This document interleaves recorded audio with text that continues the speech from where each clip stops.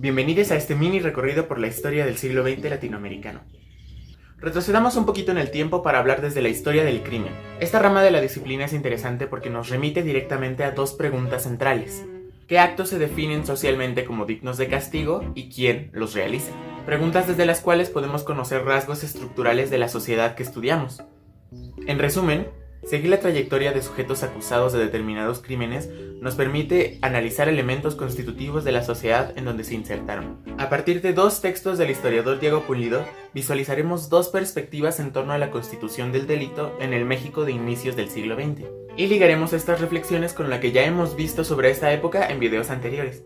Empecemos.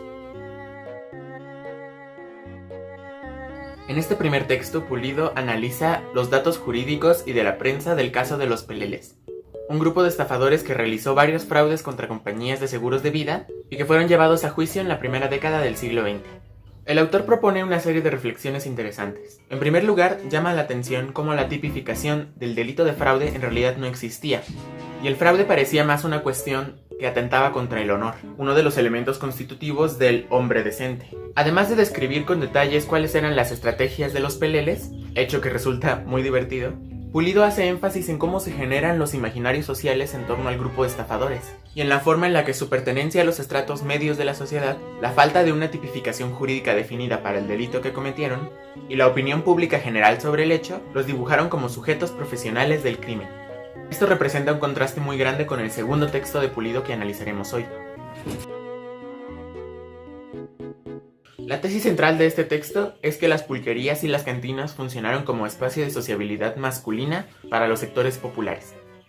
A través de una muestra aleatoria del 1% de los casos por lesiones en el Tribunal del Distrito Federal, entre los años de 1900 y 1929, Pulido se propone dar a conocer los rasgos sociales y las experiencias de los acusados de este delito. Desde el análisis de las fuentes, el autor propone que la mayoría de los acusados se dedicaban a un oficio más o menos calificado, pero dentro de este grupo existía un bajo grado de alfabetismo. Este es un contraste directo con los sujetos del texto anterior que se ubicaban en los sectores medios de la sociedad, siendo algunos de ellos propietarios de comercios incluso, que fueron introducidos al negocio por paisanos extranjeros en una época donde la afluencia de Europa a Latinoamérica era muy grande.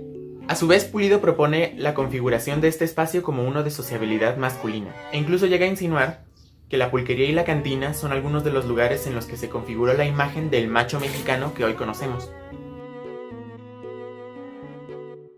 El siglo XX en Latinoamérica es, a grandes rasgos, la adaptación o la resistencia a la modernidad.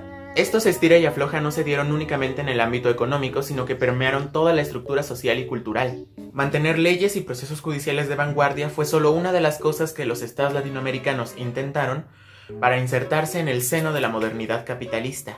Esto implicó crear pautas judiciales que se basaron, explícita o implícitamente, en diferenciaciones de raza, clase y género.